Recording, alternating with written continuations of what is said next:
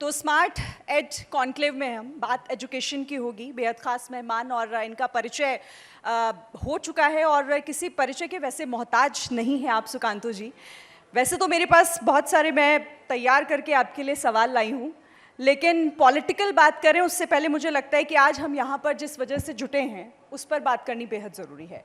Smart education, digital education, और आपकी ministry भी है, आप उससे ताल्लुक़ रखते हैं। तो मुझे लगता है सबसे पहले मैं यही जानना चाहती हूँ कि हमारे देश की जो ये व्यवस्था है, जो ये सिस्टम है एजुकेशन का, ये कितना स्मार्ट और कितना डिजिटलाइज हुआ है?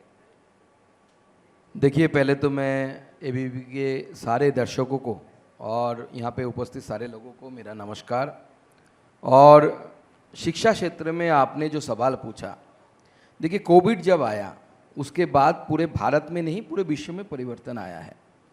थिंकिंग में, एजुकेशन सिस्टम में भी परिवर्तन आया है।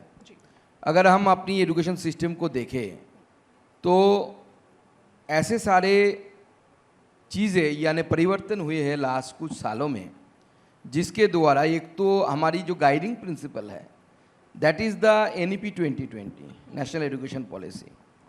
इस नेशनल एजुकेशन पॉलिसी के ऊपर शायद डिस्कशन बहुत बार हो चुका है। जो फ्लेक्सिबिलिटी वगैरह है, मल्टी एंट्री, मल्टी एग्ज़िट, इसको अगर सफल तरीके से लागू करना है तो इसके लिए डिजिटल एजुकेशन बहुत ज़रूरी है। और इसको लेकर ऐसे बहुत सारे प्लेटफॉर्म, वो चाहे आपका दीक्षा हो या स्वयं हो, स्वयं प्लस हो, साथी हो, जिसके द्वारा एजुकेशन मंत्रालय ने, शिक्षा मंत्रालय ने ऐसी व्यवस्था की कि एक दिल्ली से 2000 किलोमीटर दूर किसी गांव में बैठा हुआ बच्चा भी दिल्ली IIT की किसी प्रोफेसर के, अगर वो JEE या नीट के लिए प्रिपरेशन ले रही है या ले रहा है, तो वहाँ पे अपने मोबाइल में बैठ के उस शिक्षा को प्राप्त कर सके। जो गैप था पहले वाला, जब हम स्कूल में पढ़ते थे तो हमारी लोकेलिटीज़ में जो स्कूल अवेलेबल थे उसी स्कूल में हम पढ़ने के लिए बाध्य थे। सबके लिए तो दिल्ली आना या कलकत्ता आना संभव नहीं था।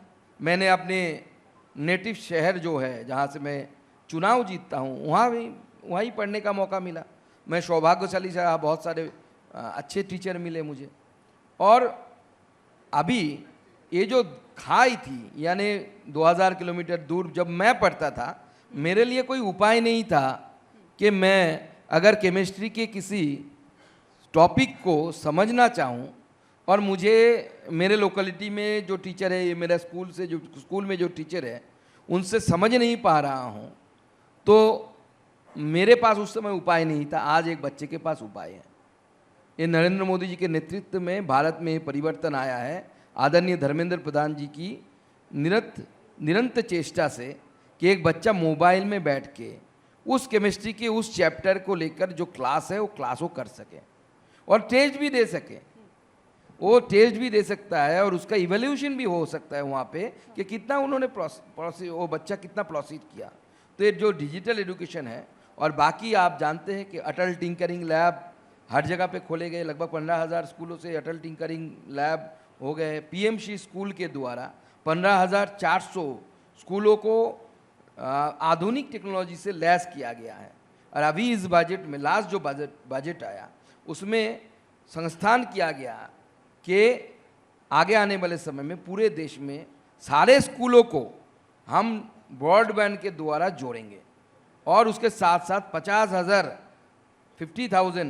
न्यू अटल टिंकरिंग लैब हम बनाएंगे। ये सारे जो उपाय सरकार ने किया है, शिक्षा मंत्रालय ने किया है, इसके द्वारा जो एडवांस टेक्नोलॉजी है, AI से लेकर 3D प्रिंटिंग से लेकर कटिंग एज टेक्नोलॉजी जिसे बोला जाता है, उस कटिंग एज टेक्नोलॉजी के साथ हमारे जो बच्चे हैं स्कूल में जा रहे हैं, शुरुआत में ही उनकी पहचान इन कटिंग एज टेक्नोलॉजी के साथ हो जाए कि जिसके द्वारा वो आगे आने वाले समय में जो विकसित भारत का सपना हम देख रहे हैं उसको पूरा कर पाए। आपने जो ये NEP की बात की, नेशनल एजुकेशन पॉलिसी, जाहिर तौर पर उसका एक लक्ष्य है, उसका एक टारगेट है। जिस तरीके से आप उसे डिजिटलाइज भी कर रहे हैं, आप चाह रहे हैं कि जो हम शहरों में बच्चों को पढ़ा रहे हैं वो हम गाँव में भी पढ़ाएं, हर उस कस्बे में भी पढ़ाएं जहाँ पर एक फ़िलहाल ये एक सपना था और उस सपने को पूरा करने की कोशिश आप कर रहे हैं। वो टारगेट कितना अचीव हो पाया, हम उस दिशा में कितना आगे बढ़े हैं, इस बारे में बताइएगा। देखिए, एनईपी इम्प्लीमेंटेशन एक निरंतर प्रक्रिया है। लगभग 2035 इस समय जाके ये पूरा लागू हो पाएगा, क्योंकि बाल बाटिका से शुरू होता है और एकदम यूनिवर्सिटी के टॉप लेवल में जाके ये पूरा शिक्षा प्रणाली में हम परिवर्तन ला रहे हैं। 34 साल के बाद भारत में कोई नई शिक्षा नीति आ रही है जिसके द्वारा हम कर पाए, और इसका निरंतर असेसमेंट भी होता है कि बच्चे कितना सीख रहे हैं। जैसे आपने बताया कि दीक्षा पोर्टल हो या ऐसा पोर्टल के द्वारा हमने इसमें अध्ययन किया, हमारी मिनिस्ट्री अध्ययन करती रहती है कि हमने देखा कि इस पोर्टल की इस्तेमाल जो स्टूडेंट्स रेगुलर बेसिस में करते हैं उसका 14 से 20% तक अच्छा उनका फल प्राप्त हुआ। यानी जो चीज़ वो खुद असेसमेंट में वो डेटा आया है कि जब असेसमेंट होता है तो इसमें इम्प्रूवमेंट देखा गया 20% तक। तो ये लगातार जो इस्तेमाल करते हैं, तो ऐसे ही हमारे जो डिफरेंट ऑर्गेनाइजेशन है वो समय समय पर इसका हम करते हैं कि असेसमेंट करते हैं। स्कूलों के बारे में अगर सोचें तो निपुण भारत के द्वारा स्कूलों के बच्चों में जो बेसिक जो चीज़ें हैं, मैथमेटिक्स करना है, लिंग्विस्टिक जो उनको इम्प्रूव जो टारगेट है उसको पूर्ण कर पाए, टच कर पाए, इसके लिए हमेशा इसका हम इसका एग्जामिनेशन करते रहते हैं और ये डेटा सारे डिजिटल प्लेटफॉर्म से लेकर और उसका असेसमेंट करते हैं कि कितना इसमें प्रतिशत लाभ हुआ है। एक डेटा मेरे पास भी है। देखिए, हमारे देश में, भारत में 15 लाख से ज़्यादा स्कूल हैं, लेकिन सिर्फ 33% स्कूल ऐसे हैं जहाँ पर इंटरनेट की व्यवस्था है। आपको नहीं लगता कि ये मतलब अभी दूर की कौड़ी तो नहीं है ये अभी बहुत ज़्यादा? मुझे लगता है आपके पास थोड़ा पुराना डेटा है। मेरे हिसाब से मेरे पास, मुझे डेटा बोलने के लिए एक बार देखना पड़ेगा, मेरे पास भी डेटा है। आप जो बोल रहे हैं कि इंटरनेट कनेक्टिविटी के बारे में, तो यूडाइस प्लस बोल के हमारा एक प्लेटफॉर्म है। यूडाइस प्लेटफॉर्म के क्या करते हैं कि सारे राज्य अपना डेटा वहाँ पे फीड करते हैं। ऐसा नहीं कि केंद्र सरकार डेटा देता है। उस डेटा के हिसाब से अगर हम देखें 2023-24 का अगर डेटा देखें तो इंटरनेट कनेक्टिविटी 53.9 मतलब 54%। और ये एक आप मुझे साल कब का डेटा, मतलब लेटेस्ट डेटा आप 23-24 का डेटा 23-24 का डेटा बता रहे हैं। और आपको ये बताते हैं कि 19-20 में इसमें लगभग 22% से ज़्यादा 22.3% शार्प इंक्रीज देखा गया। इसका मतलब है कि ये डेटा दर्शाता है कि कैसे डिजिटलाइजेशन, इंटरनेट कनेक्टिविटी पूरा देश में बढ़ रहा है और आदरणीय प्रधानमंत्री जी के नेतृत्व में ही ये संभव हुआ है। और इसके लिए मुझे जो लगता है कि जब ये नेशनल एजुकेशन पॉलिसी 2020 पूरी तरीके से इम्प्लीमेंट हो जाएगा और उसके बाद उसका रिजल्ट आते आते उससे भी ज़्यादा टाइम लगता है, क्योंकि एक एजुकेशन पॉलिसी, इससे पहले भी जितने सारे हमने एजुकेशन पॉलिसी या कमीशन बना था, हमारा जो कमीशन के रिकमेंडेशंस है वो रिकमेंडेशन को आपको धरातल में लाने के लिए समय लगता है। इसका जब आपको लाभ दिखेगा, जब हमारा ह्यूमन रिसोर्स, हमारे स्टूडेंट्स, और इसका लाभ अभी से शुरू में हमने देखने हमारे लिए शुरू हो गया है। हमारे कुछ डेटा आ रहे हैं जिसमें हम इनोवेशन इंडेक्स में आगे बढ़े हैं, हम पेपर पब्लिशिंग में पूरे वर्ल्ड में बहुत आगे है, 3-4 रैंक है हमारी पूरे वर्ल्ड में। ये दर्शाता है कि आदरणीय प्रधानमंत्री जी के नेतृत्व में ये युगांतकारी एक परिवर्तन होने जा रहा है जो भारत को विकसित भारत तक लेके जाएगा। ठीक है, चलिए, आपने इस डेटा में करेक्ट किया है। एक और मैं आपको बताती हूँ, दीक्षा प्लेटफॉर्म का आप बार बार जिक्र भी कर रहे हैं और उस पर हम देख भी रहे हैं कि सरकार किस तरीके से काम कर रही है। लेकिन 2023 तक 370 करोड़ से ज़्यादा लर्निंग सेशंस उस पर हो चुके हैं, अगर मैं सही हूँ, आप मुझे सही कीजिएगा अगर नहीं हूँ तो ये जो डिजिटल प्लेटफॉर्म पर आप स्टूडेंट्स को लेकर आ रहे हैं और स्मार्ट एजुकेशन की तरफ हम बढ़ रहे हैं, इसका असर क्या हो रहा है आपके हिसाब से? हम किस तरह से इम्प्रूव कर रहे हैं? देखिए, आपने डेटा में कितना बोला? 370 करोड़ से ज्यादा। ये भी मुझे लगता है थोड़ा पीछे का डेटा है, मेरे पास मुझे जितना याद आ रहा है, इसीलिए मैंने कहा आप करेक्ट कर दीजिए। इसमें 370 करोड़ ना 500 से ऊपर हो गया है अभी, 550 के आसपास जितना मुझे याद आ रहा है। मुझे एक बार देखना पड़ेगा डेटा, तो इतना याद रखना मुश्किल होता है। आप ये 24 तो तक का बता रहे हैं, आप ये 24 तक का 500 से ऊपर है, 2023 का बता। हाँ, 500 से ऊपर है, 100% कन्फर्म है, मैं आपको बताता हूँ। और देख के मैं डेटा भी एग्जैक्ट बोल सकता हूँ कितना है। तो 500 से ऊपर लगभग 55 बिलियन ऐसा, जितना मुझे याद आ रहा है 55.6 ऐसा कुछ होगा बिलियन इसमें यूजर्स यानी सेशन जो आप बोल रहे हो चुका है। इसके द्वारा, दीक्षा के द्वारा एक स्टूडेंट, एक पेरेंट, एक टीचर अपने आप को नए चीज़ों के बारे में वहाँ पे आपको जानकारी मिल सकता है। और ये दर्शाता है, जैसे आपने बोला 300 समथिंग और ये 500 हो गया लगभग 2 साल 1.5 साल के अंदर। तो ये दर्शाता है कि देखिए एक प्लेटफॉर्म तैयार कर दिया आपने, मटेरियल्स डाल दिए, ई कंटेंट डाल दिए, लेकिन अगर ये एवर इंक्रीजिंग ट्रेंड दिख रहा है इसमें, तो ये प्रूफ है कि बच्चे या टीचर हो या पेरेंट्स हो इसका लाभ ले रहे हैं और उनसे उनको लाभ मिल रहा है। और इसलिए ये ग्राफ है जो ग्राफ ऊपर की तरफ जा रहा है। अगर ये सक्सेसफुल नहीं होता या स्टूडेंट्स को लाभ नहीं मिलता, जैसे मैंने एक डेटा दिया था कि लगभग 20% इम्प्रूवमेंट देखा गया है दीक्षा वगैरह जो इस्तेमाल करते हैं, तो इसमें ग्राफ आपका ऐसा डिक्लाइन होता, नीचे के तरफ होता। लेकिन ये एवर इंक्रीजिंग जो ग्राफ हम देख रहे हैं कि 500 के ऊपर, 500 करोड़ के ऊपर सेशंस हो चुके हैं, इसका मतलब स्टूडेंट्स यहाँ पे जो टीचर्स के क्लासेस है उसको अवेल कर रहे हैं, they are enjoying it and they are improving themselves. So ये दर्शाता है कि पहले बहुत सारी ऐसे चीज़ें होती थी जो होने के लिए होते थे। मैं किसी सरकार की समय की बात नहीं कर रहा हूँ, लेकिन बहुत सारी ऐसी चीज़ें होती हैं जिसके साथ स्टूडेंट्स का सरोकार नहीं होता था। लेकिन अब हमारी सरकार प्लानिंग ऐसी कर रही है जिसका ज़मीनी स्तर पर यानी ग्राउंड लेवल पर जिसका इम्पैक्ट दिखे। और डेटा जो आपने बोला और जो मैंने आपको करेक्ट किया, ये दर्शाता है कि हमारी सरकार की जो पॉलिसियाँ है, जो चिंतन है, वो ग्राउंड लेवल पे बच्चों को इम्पैक्ट कर रही है और इसीलिए ये संख्या बढ़ रही है और हमेशा बढ़ती रहेगी। हमारी स्टूडेंट संख्या भी बढ़ रही है, तो ये स्टूडेंट के द्वारा इसको इम्प्रूवमेंट का लाभ भी उनको मिलेगा। सुकांतु जी, हम आज जिस दौर में हैं उसमें बहुत ज़्यादा चर्चा एआई को लेकर होती है। अब आपको क्या लगता है और क्या सरकार भी इस दिशा में काम कर रही है कि हम एआई को अपने बच्चों के स्कूल के सिलेबस में शामिल करें, या फिर उसे आप किस तरीके से देख रहे हैं कि वो हमें हेल्प करेगा, या आपको लगता है कि अभी उसमें वक्त है? देखिए, एआई एक टेक्नोलॉजी है, तो एक टेक्नोलॉजी हथियार होता है। हथियार उसके ऊपर निर्भर करता है कि आप इसको किस तरीके से इस्तेमाल करें। जैसे एटॉमिक एनर्जी, वो भी एक हथियार है। आप बम बनाने में भी इस्तेमाल कर सकते हैं, पावर जनरेशन में भी इस्तेमाल कर सकते हैं। It depends upon you, that means the person who is using it. तो इसी तरीके से मुझे लगता है एआई इनएविटेबल है, अभी इसको हम छोड़ नहीं सकते। इसीलिए हमारी सरकार ने 3 एआई एक्सीलेंस सेंटर खोलने के बाद एडुकेशन के ऊपर 500 करोड़ रुपये से एआई एक्सीलेंस सेंटर, जो इनोवेशन एआई को कैसे हम यूज़ करेंगे, इस लास्ट बजट में हमारी सरकार ने, आदरणीय निर्मला सीतारमण जी ने, आदरणीय प्रधानमंत्री जी की मार्गदर्शन में ये किया है।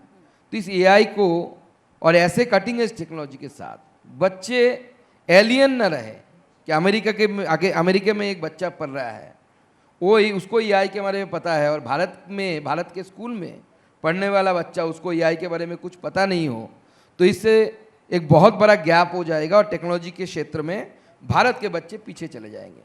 तो इसीलिए हमारी सरकार ने, मैंने पहली क्वेश्चन के आंसर में सारी भूमिकाएं आपको दे दी थी कि 50,000 अटल टिंकरिंग लैब बनेगा। ये अटल टिंकरिंग लैब में एक बच्चा एआई क्या है, 3D प्रिंटिंग क्या है, कैसे आईसीज बनते हैं, मोबाइल के आईसीज कैसे रहते हैं, इन हैंड एक्सपीरियंस उसको होगा। तो इसके द्वारा हमारे बच्चे इस टेक्नोलॉजी का इस्तेमाल करने के लिए सीखेंगे। और जैसे हर चीज़ का मैंने बोला कि डार्कनेस भी होता है, ब्राइटर साइड भी होता है, तो इसी तरह एआई का है। वो तो फेक डीप या क्या लोग करते हैं वो भी है, और एआई को हम छोड़ के आगे नहीं बढ़ सकते। अभी एआई के द्वारा ऐसे बहुत सारी चीज़ें हो रही है। एक बच्चा अगर आपको उसको ठीक से इवोल्यूशन करना है, उसमें भी आपको एआई को डालना पड़ेगा। हमने बच्चों के लिए जादुई पिटारा स्कूलों में लाया है। इस जादुई पिटारा में हमने इसको डिजिटल फॉर्म भी दिया स्कूल सेक्शन में, कि कोई बच्चा या पेरेंट्स जाके मोबाइल में ई जादुई पिटारा इस्तेमाल कर सकता है। उसमें 3 एआई बॉट है, आप चैट करेंगे, चैट बॉट जिसे बोलते हैं। पेरेंट्स के लिए एक है पेरेंट तारा, टीचर के लिए एक है टीचर तारा स्टूडेंट के लिए एक है। आप चैट करेंगे तो वीआई के द्वारा वहाँ पे आंसर भी आएगा। आगे समय के साथ साथ इसको इम्प्रूव करते जाएंगे हम। तो भारत में, भारत की शिक्षा व्यवस्था में ये जो परिवर्तन आ रहे हैं, मूलभूत परिवर्तन, भारत इनोवेशन में आगे बढ़े, टेक्नोलॉजी में आगे बढ़े और हम धीरे धीरे आगे बढ़ रहे हैं। रिसेंटली हमने 2 अच्छी खबर आई है, आप सबको शायद पता होगा। ऑपरेशन सिंदूर के बाद एक बहुत बड़ा अचीवमेंट हमारे साथ आया है कि हम 4th नंबर इकोनॉमी बन गए। उसके साथ साथ लगभग 27 करोड़ लोग जो एक्सट्रीम पॉवर्टी लाइन है उसके ऊपर उठ गए। ये बहुत बड़ा अचीवमेंट है। हमने गरीबी हटाओ का नारा सुना था, लेकिन सच में गरीबी हटाओ, और ये डेटा बहुत इसलिए और भी इम्पोर्टेंट हो जाता है क्योंकि यूनेस्को ने उनका एक लेवल होता है कि एक रेखा होती है, उसमें उन्होंने वृद्धि की $3 पर डे जिसका इनकम है, ऐसे रेखा उन्होंने क्राइटेरिया बढ़ाया। इसके बावजूद 5% कम से कम इंक्रीज हुआ है, लोग गरीबी रेखा के ऊपर आए हैं। ये तभी संभव हो रहा है जब आदरणीय मोदी जी के नेतृत्व में पूरा देश एक साथ लड़ रहा है कि आगे आने वाले समय में हम विकसित भारत का गठन करेंगे और मिलकर भारत को आगे बढ़ाए और विश्व का श्रेष्ठ देश जिसका सपना हमारे पूर्वज देख के गए। स्पेशली मैं विवेकानंद के प्रदेश से आता हूँ, उस जगह उनका नाम लूँगा। उन्होंने जो दिखा था सपना, वो बोलते थे कि मैं दिव्य दृष्टि से देख रहा हूँ भारत माता पहले से और ज़्यादा ऐश्वर्यशाली होकर पूरे विश्व के ऊपर राज कर रहे हैं। तो हम विश्व गुरु और विश्व बंधु के पथ पर चल रहे हैं और आदरणीय मोदी जी के नेतृत्व में ये पूरा होने वाला है। चलिए, आप जिस तरीके से बता रहे हैं और आपने मेरे आंकड़े भी दुरुस्त किए, उससे तो यही लगता है कि हम स्मार्ट एजुकेशन के दौर में बहुत आगे निकलते हुए दिखाई दे रहे हैं और बेहतर भविष्य के लिए हम सभी बहुत उत्सुक भी हैं। शुभकामनाएं भी आपको। लेकिन अब आपने कहा कि मैं उस प्रदेश से आता हूं जहां से विवेकानंद जी आते हैं, जिस धरती से, जिस भूमि से, तो मुझे लगता है वहाँ की बात करना भी ज़रूरी हो जाता है। ज़रूर। और सुकांतो जी, आप तो वहाँ के एक फायर ब्रांड नेता के तौर पर अब जाने जाते हैं। आप बहुत अच्छे से मुखालफत भी सरकार की करते हुए नज़र आते हैं, प्रदेश सरकार की, और आप कहते हैं कि पश्चिम बंगाल में ये हो रहा है, वो हो रहा है। पहले तो आप मुझे बताइए, पश्चिम बंगाल में क्या चल रहा है आजकल? देखिए, पश्चिम बंगाल में क्या चल रहा है, तो नेता तो क्या करते हैं, अपनी नेता होते हैं, अपने सेलिंग एजेंट जो होते हैं ना, क्या बोलते हैं उसको, जो घर घर जाके चीज़ें बेचते हैं। तो सब नेता बोलेगा मेरा पार्टी अच्छा है, आप बोलेंगे आपकी तो पार्टी आप अच्छी। आज नहीं बोलेंगे कि मेरी पार्टी? मैं आपको बोल रहा हूँ ना, इसलिए आप डेटा पे बिलीव करिए, नेता पे मत बिलीव करिए, तो फिर भी चलेगा, लेकिन डेटा पे बिलीव करिए। रिसेंटली बंगाल, शायद नेशनल न्यूज़ चैनल में शायद आपने भी दिखाया होगा, बंगाल ने तो रिकॉर्ड, बंगाल में इसीलिए पहले ये था कि आप बताइए क्या चल रहा है वहाँ पर। मैं वही बोल रहा हूँ, बंगाल ने तो रिकॉर्ड कर लिया। हाँ। यूनिक रिकॉर्ड, ऐसा रिकॉर्ड शायद भारत के किसी प्रदेश में नहीं है। आप पूछिए, कोई बता सकता है मुझे कैसा रिकॉर्ड? न्यूटन बोल के एक बंदा जिसका फोटो पकड़ा गया, जो बांग्लादेश में जाके शेख हसीना की सरकार को हटाने के लिए आंदोलन कर रही थी, उसका निकल गया कि वो पश्चिम बंगाल में वोटर है। तो ऐसे इंटरनेशनल कार्यकर्ता कौन से पार्टी का होता है, और टीएमसी के वर्कर भी है। तो भारतवर्ष में टीएमसी एकमात्र राजनीतिक दल इस समय हो गया है। इसके लिए उन्हें अवार्ड दे सकते हैं आप कि पहला भारत का राजनीतिक दल, पॉलिटिकल पार्टी, उनके पास इंटरनेशनल कार्यकर्ता है जो बांग्लादेश में जाके एजिटेशन करते हैं, पश्चिम बंगाल में भी एजिटेशन करते हैं, और पश्चिम बंगाल में बाकायदा वोटर लिस्ट में उसका नाम है और वो टीएमसी के कार्यकर्ता भी है। ऐसा रिकॉर्ड तो दीदी के अलावा कोई नहीं कर सकता। यही दर्शाता है कि पश्चिम बंगाल की सरकार जिस तरीके से चल रही है, आगे आने वाले समय में भारत के आंतरिक सुरक्षा के लिए, इंटरनल सिक्योरिटी के लिए पश्चिम बंगाल सरकार itself becoming a threat, especially the political party, because their administration ऐसा है वहाँ पे कि एडमिनिस्ट्रेशन पॉलिटिकल पार्टी के बाहर जाके काम नहीं कर पाता। Totally politicisation of the administration हो चुका है।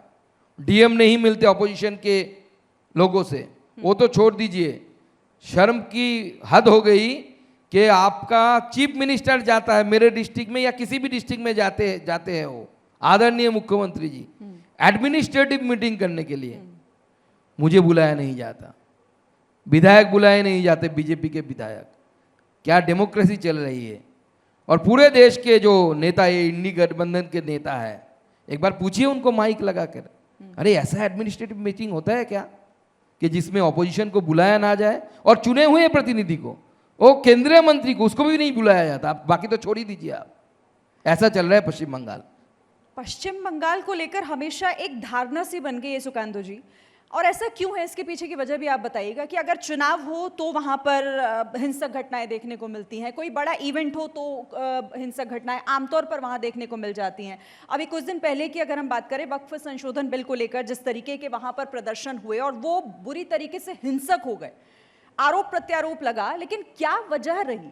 आखिर इसकी भूमिका कैसे तय होगी, जिम्मेदारी कैसे तय होगी कि ये क्यों हुआ, और पश्चिम बंगाल में आखिर क्यों इस तरह से हुआ? देखिए, पश्चिम बंगाल में ममता बनर्जी ने पॉलिटिकल इस्तेमाल करने की कोशिश की है इसको। इससे पहले एनआरसी के समय, सॉरी, सीए के समय भी हुआ था। आप शायद भूल गए होंगे, ट्रेन जलाए गए थे। उस समय बीएसएफ को उतरना पड़ा, फिर जाके जान माल की रक्षा की गई उसी मुर्शिदाबाद में। मैं तो उस इलाके में गया था जिस मुर्शिदाबाद में जो घटनाएं घटी, जहाँ पे चंदन दास, उनके पिताजी को हरगोविंदो दास घर के सामने काट दिए गए, परिवार भागने के लिए मजबूर हो गई। तो मैं 5 घंटा रहा हूँ वहाँ पे। जो जितने भी बिल्डिंग्स थे तोड़ दिए गए, मंदिर तोड़े गए। मैं एक टूटा हुआ शिवलिंग भी लाया था वहाँ से कि ममता बनर्जी को कभी मिलेंगे तो गिफ्ट करूँगा वो। दीदी, this is the condition of your state. जहाँ पे भारत में, जिसका एक नाम हिंदुस्तान भी बोला जाता है, लोग बोलते हैं, उस हिंदुस्तान में हिंदू अपने देवता और मंदिर नहीं बचा पा रहे। Courtesy goes to Mamata Banerjee, TMC. इसीलिए पॉलिटिकल लाभ लेने के कारण ये लोग करते हैं ऐसा। ये वक़्फ़ को लेकर जिस तरीके से उस्काया गया, लाखों की संख्या में भीड़ जुटाई गई और हिंदुओं के घर तोड़े गए। मुझे एक बच्ची मिली थी, शायद कॉलेज में पढ़ती होगी, 10 दिन बाद लौटी थी जब मैं जिस दिन मुर्शिदाबाद में घुसा था। उस बच्ची ने मुझे बताया, आप बीती बताया कि बाजू वाले घर में उसके, जहाँ पे भगवान की पूजा की स्थान थी, अलमीरा था, शादी भी तय हुई थी उस बच्ची की, वो तोड़ा जा रहा था और वहाँ पे बोला जा रहा था, मुख्यमंत्री जी तो हमारे पहले से बोलते थे सारे बाहर वाले किए, बाहर वाले किए। तो लड़की वहाँ पे बोल रही थी कि मैं सुन रहा हूँ, मैं और मेरी माँ वहाँ पे जो दंगाई आए थे वो बोल रहे कि इस घर में सुंदर एक लड़की रहती है, उसको बाहर निकालो। उसके साथ गाली दे रहे थे, मैं बोल नहीं पाऊंगा, उसको बाहर निकालो, यहीं पे रेप करेंगे। वो बच्ची उधर से सीढ़ी से छत पे चढ़ी, छत से कूदी नीचे, कूदकर झारखंड भाग गई थी। 10 दिन बाद वो वापस लौटी थी, मैं जिस दिन गया था। तो ये वोट के कारण, इलेक्शन के कारण, ये अपीजमेंट पॉलिटिक्स के कारण भारत का बहुत नुकसान हो चुका है। और अभी भी पश्चिम बंगाल में जिस तरीके का अपीजमेंट पॉलिटिक्स चल रहा है, ईद गया 2 दिन पहले, आपको देखा, आप लोगों ने देखा होगा कि कॉरपोरेशन का पानी आ रहा है, उसमें खून है। ढाका के हम रास्ते देखते थे, ब्लड चारों तरफ रहता था। आज कलकत्ता में हो रहा है 45 वार्ड्स में, 45 नंबर वार्ड्स में। तृणमूल के काउंसिलर है। किस देश में रह रहे हैं हम? ममता बनर्जी जिस तरीके से देश को, मतलब पश्चिम बंगाल को चलाने की कोशिश कर रही है, आगे आने वाले समय में बहुत बड़ा दिक्कत होने वाला है। पर उनका आरोप ये है, आपने कहा कि अपीजमेंट की पॉलिटिक्स जो है वो ममता दीदी हमेशा करती हैं, पर यही आरोप उनका आप पर होता है हमेशा कि बीजेपी दरअसल चाहती है कि विपक्ष मुक्त भारत हो जाए। कई बार आपके नेताओं के मुंह से भी ये सुनने को मिलता है, तो कहीं ऐसा तो नहीं कि ये उसी दिशा में हो रहा है? देखिए, विपक्ष मुक्त भारत डेमोक्रेसी में कभी नहीं होगा। हम चाहते हैं कि विपक्ष बने, विपक्ष अच्छी तरीके से अपना काम करे। इस बार हमारे विपक्षियों के नेताओं को हमने बाहर भेजा।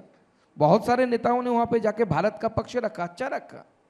देश के अंदर हम भले ही लड़े, हमारी बात यह है कि आप इलेक्शन पावर गेन करने के लिए लड़ो, लेकिन इसके लिए इतना कॉम्प्रोमाइज मत कर लो कि जिसके द्वारा देश की आंतरिक सुरक्षा, इंटरनल सिक्योरिटी, आपके सवालिया निशान लग जाए उस पर। ये जो न्यूटन वाला एग्जांपल मैंने दिया कि बांग्लादेश के में जाके वो आंदोलन कर रहा है और वो भारत में वोटर है, टीएमसी के वर्कर है, ऐसे बहुत सारे लोग मिलेंगे। इसका मतलब क्या है? आप भारत की इंटरनल सिक्योरिटी के साथ खिलवाड़ कर रहे हैं और आगे आने वाले समय में इसका लाभ तो उन्हें मिलेगा, लेकिन नुकसान भारत की जनता को भुगतना पड़ेगा। आज पूरे देश में कितने सारे स्टेटों में बांग्लादेशी पकड़े जा रहे हैं, जिन्होंने आधार कार्ड, वोटर कार्ड कहाँ से बनाया? पश्चिम बंगाल से बनाया। आप जाओ वहाँ पे, साउथ 24 परगना इसके लिए हब है, सब जानते हैं। आप कैमरा लेके जाएंगे आपको भी मिल जाएगा।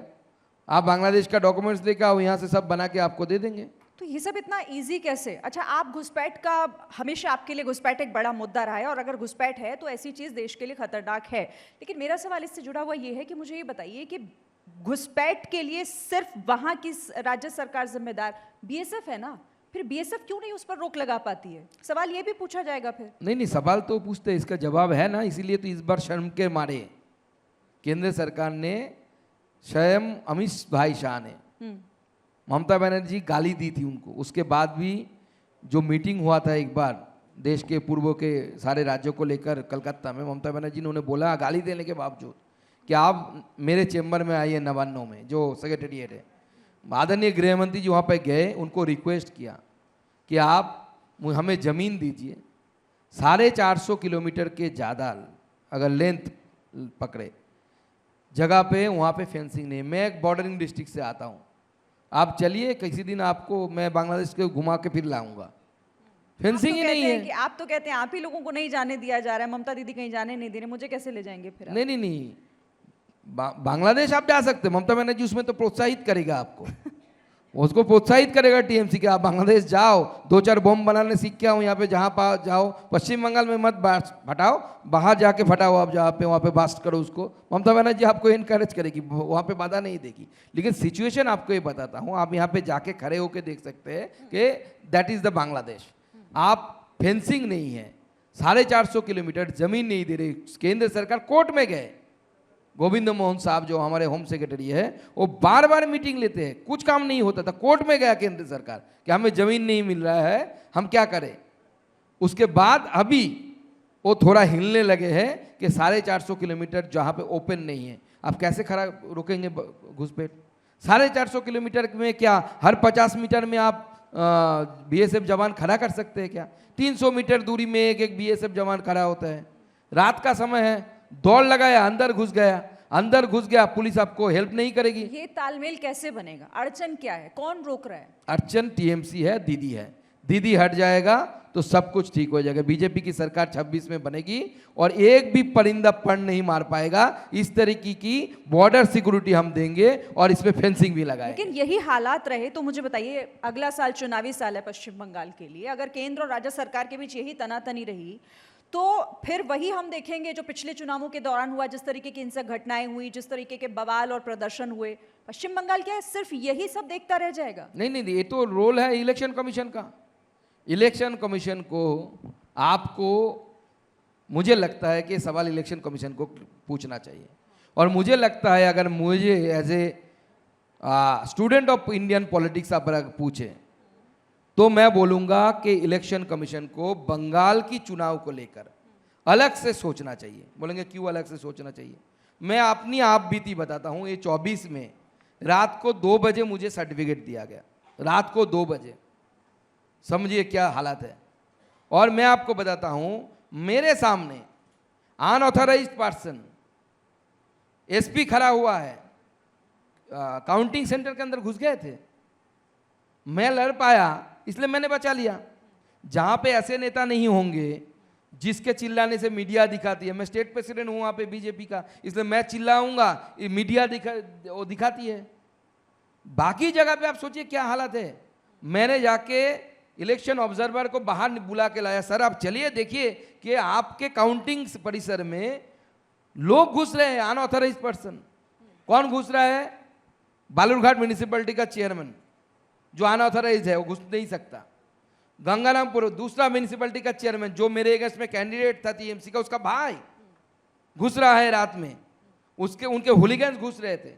लकीली मैं वहां पे लड़ पाया, नहीं तो मुझे जोर जबरदस्ती मेरे 10 मशीनों को, ईवीएम को, ऑब्जर्वर राजी नहीं थे।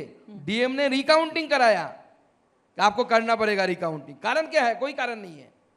10 मशीन ईवीएम फिर से लाए गए, तो केंद्र रिकाउंटिंग किया। आप कह रहे हैं केंद्र हेल्पलेस है पश्चिम बंगाल में? केंद्र नहीं, इलेक्शन कराना केंद्र सरकार का काम नहीं है। नहीं, तो इसका कोई विकल्प, कोई वैकल्पिक आपको दूसरी व्यवस्था नहीं नजर नहीं, करना पड़ेगा ना। इलेक्शन कमीशन को कराई करनी पड़ेगी।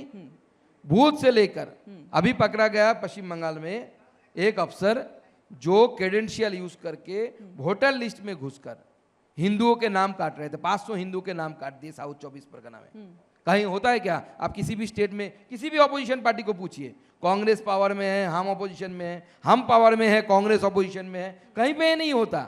ये पश्चिम बंगाल में होता है। इसलिए मुझे लगता है, मैं as a student of politics, और ये ऐसा नहीं कि मैं आरोप लगा रहा हूँ, ये आ रहा है मीडिया में कि ऐसा हो रहा है, तो इस चीज़ को, और वो भगोड़ा है जो अफसर के खिलाफ जो आरोप लगे थे, वो अभी मिल नहीं रहा है, भाग गया बेचारा, लेकिन वो अकेला ऐसा कर रहा है, ऐसा नहीं है। चलिए, आरोप प्रत्यारोप पर बात करेंगे तो मुझे लगता है एक और सेशन हमें करना पड़ेगा, मुझे वाइंड अप करना है। लेकिन एक आखिरी मेरा सवाल, क्योंकि आप जिस तरीके से पश्चिम बंगाल की राजनीति में, खासतौर से बीजेपी के प्रदेश अध्यक्ष भी हैं आप, और हम हर मुद्दे पर आपको देख लेते हैं, सुकांतु मजूमदार का बयान सामने आ ही जाता है। अगले साल चुनावों में बीजेपी का चेहरा पश्चिम बंगाल में ऐसा तो नहीं कि सुकांतु होने जा रहे हैं? चेहरा तो नरेंद्र मोदी जी है, नहीं, हमारे पास इतना पावरफुल चेहरा है। हर बार एक ही जवाब। मुझे लगता है पश्चिम बंगाल, आप कहते हैं कि राज्य में सबसे ज्यादा अलग हालात उसकी है, तो वहां के लिए तो अलग जवाब दीजिए। सुकांतु मजूमदार चेहरा हो सकते हैं क्या? देखिए, जब इलेक्ट्रिसिटी नहीं थी तो हम दीप जलाते थे ना घर में, उजाला के लिए। तो दिन में जब सूरज रहता है तो दीप कोई नहीं जलाता। तो नरेंद्र मोदी हमारे लिए एक सूरज है, उनका जो चमक है उसके सामने हमारे जैसे छोटे दीप, हमारे जैसे छोटे कार्यकर्ता क्यों जलाना है? वो स्टेज ऑफ मनी होगा। नरेंद्र मोदी जी की चेहरा लेकर हम आगे बढ़ेंगे। मैं थोड़ा ट्विस्ट करती हूँ, मौका मिलेगा तो जिम्मेदारी संभालने के लिए तैयार हैं पश्चिम बंगाल की? वो तो पार्टी तय करेगी, मैं तो पार्टी के कार्यकर्ता हूँ, पार्टी के कार्यकर्ता हूँ। पार्टी जो बोलेगी वो करेंगे। बोले अभी स्टेट प्रेसिडेंट है तो स्टेट प्रेसिडेंट का दायित्व संभाल रहा हूँ, और बीजेपी ही कर सकती है। मैं कलकत्ता से 400 किलोमीटर दूर रहता हूँ, मेरा घर जहाँ पे है, हाँ। मेरा परिवार वहाँ रहता है। मैं वो डिस्ट्रिक्ट एस्पिरेशनल डिस्ट्रिक्ट में आता है, कोई सोच भी नहीं सकता कि वहाँ से एक प्रोफेसर को, यूनिवर्सिटी के प्रोफेसर को कोई उठा के लाकर स्टेट प्रेसिडेंट बना सकता है। ये सिर्फ नरेंद्र मोदी कर सकता है और बीजेपी कर सकता है, और मेरे परिवार में कोई पॉलिटिक्स नहीं करता। चलिए, मेरे पिताजी को अगर हम माइक थमा देते मेरे उम्र में, वो कुछ नहीं बोल पाते। तो ऐसे परिवार से मैं आता हूँ, और मैं अपनी परिवार में सबसे पढ़ा लिखा आदमी हूँ, इतना दूर तक कोई नहीं पहुँचा।